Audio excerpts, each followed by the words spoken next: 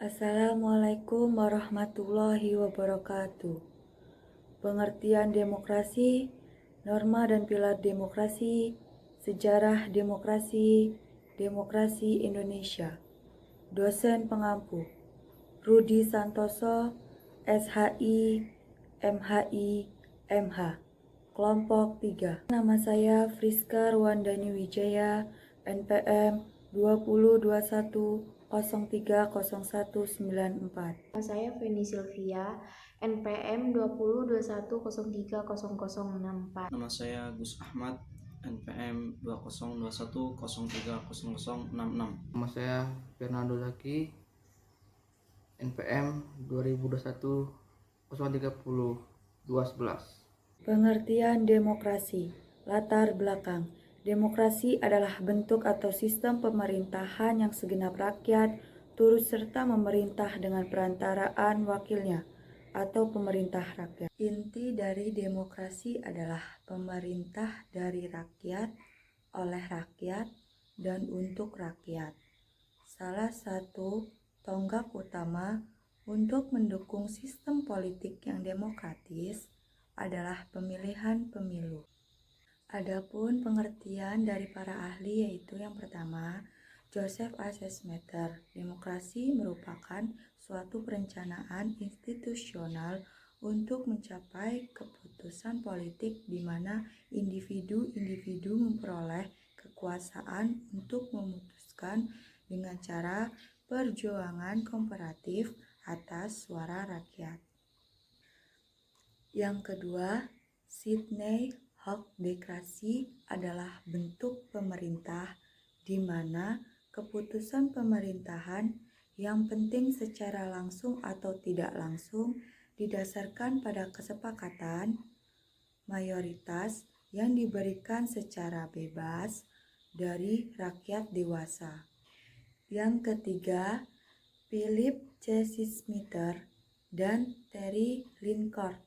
Demokrasi merupakan suatu sistem pemerintahan di mana pemerintah dimintai tanggung jawab atas tindakan mereka di wilayah publik oleh warga negara yang bertindak secara tidak langsung melalui kompetisi dan kerjasama dengan para wakil mereka yang telah terpilih.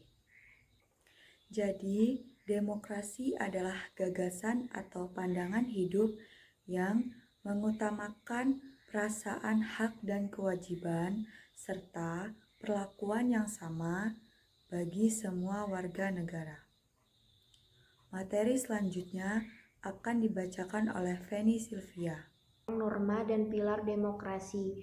Ada 6 norma yang dibutuhkan oleh tatanan masyarakat, yaitu yang pertama, kesadaran akan pluralisme, tidak sekedar pengakuan pasif akan kenyataan masyarakat yang majemuk, tetapi juga kesadaran atas kemajemukan yang menghendaki tanggapan dan sikap positif kemajemukan itu sendiri secara aktif. Nah, yang kedua, kesadaran untuk bermusyawarah. Ketiga, mewajibkan adanya keyakinan bahwa cara haruslah sejalan dengan tujuan. Yang keempat, kejujuran dalam pemanfaatan. Kelima, kebebasan nurani, persamaan hak dan kewajiban. Yang keenam, percobaan dan salah. Pilar demokrasi yaitu pertama, kedaulatan rakyat. Pemerintah berdasarkan persetujuan yang diperintah. Yang ketiga, kekuasaan mayoritas. Yang keempat, hak-hak minoritas. Kelima, jaminan hak-hak asasi manusia. Keenam, persamaan di depan hukum.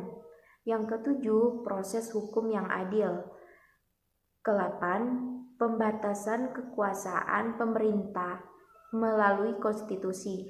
Yang kesembilan, pluralisme sosial, ekonomi, dan politik. Nah, yang terakhir di sini nilai-nilai toleransi, pragmatisme, kerjasama, dan mufakat. Sejarah dan perkembangan di Indonesia. 1.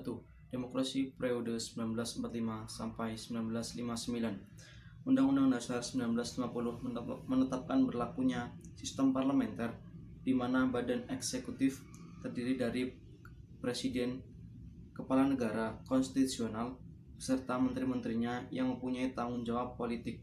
Salah satu hal yang penting dalam periode ini adalah adanya perdebatan yang tidak berkesudahan yang dilakukan oleh anggota parlemen dari partai yang berbeda-beda. 2. Demokrasi periode 1959 sampai 1965. Pada periode ini ada kekeliruan besar dalam demokrasi terpimpin Soekarno, yaitu adanya pengingkaran terhadap nilai-nilai demokrasi. Demokrasi terpimpin Soekarno sebenarnya bukan sistem demokrasi, melainkan sebagai bentuk otoritarian. 3. Demokrasi periode 1965 sampai 1998. Periode pemerintahan ini muncul setelah gagalnya gerakan 30 November yang dilakukan oleh PKI. Landasan formil periode ini adalah Pancasila, Undang-Undang Dasar 1945, serta ketetapan MPRS. 4. Demokrasi periode 1998 sampai sekarang dengan sistem demokrasi Pancasila atau Orde Reformasi. Demokrasi yang dikembangkan pada masa reformasi ini adalah demokrasi dengan mendasarkan pada Pancasila dan Undang-Undang Dasar 1945 dengan penyempurnaan pelaksanaannya dan perbaikan peraturan-peraturan yang dianggap tidak demokratis, meningkatkan peran lembaga-lembaga tinggi negara dengan menegaskan fungsi wewenang dan tanggung jawab. Demokrasi Indonesia. Demokrasi merupakan suatu jalan untuk melakukan perubahan atas apa yang terjadi di masa lampau, mengembalikan hak menentukan pemimpin kepada rakyat. Menurut Giuliardi, filtrasi demokrasi Indonesia pada hakikatnya dapat dibagi dalam 5 periode. 1. Periode 1945 sampai 1949 dengan sistem demokrasi Pancasila.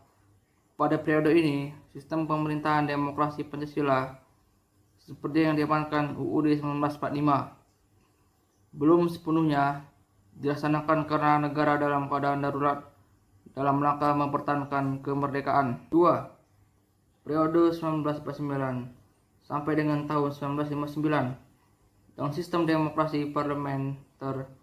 Periode ini sangat menonjolkan peranan parlemen dan partai politik. 3. Periode 1959 sampai dengan tahun 1965 dengan sistem demokrasi terpimpin.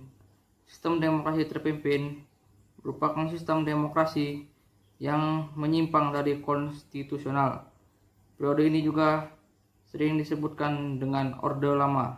4. Periode 1995 sampai dengan tahun 1998 dengan sistem demokrasi Pancasila Orde Baru. Demokrasi Pancasila Orde Baru yang merupakan demokrasi konstitusional yang menonjolkan sistem presidensial. 5. Periode 1998 sampai sekarang dengan sistem demokrasi Pancasila Orde Reformasi. Demokrasi Pancasila era reformasi berakar pada kekuatan multipartai yang berupaya mengembalikan pertimbangan kekuatan antar lembaga negara.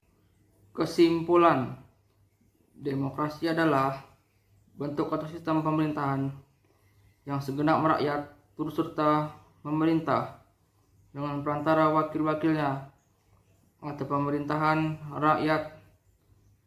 Demokrasi seiring waktu memiliki sangat banyak pengertian. Namun, di antara banyaknya pengertian yang berbeda, terdapat juga sejumlah persamaan penting yang menunjukkan universal konsep demokrasi berdasarkan kriteria-kriteria yang menjadi cerminan perwujudan konsep tersebut. Henry Bimayo misalnya mencatat setidaknya ada 8 ciri utama yang harus diperhatikan untuk menilai apakah suatu masyarakat bersifat demokratis atau tidak. Demokrasi berdasarkan penyaluran kehendak rakyat. Demokrasi langsung mengikut sertakan seluruh rakyat. Demokrasi tidak langsung. Demikian hasil presentasi dari kelompok kami. Kami akhiri. Wassalamualaikum warahmatullahi wabarakatuh.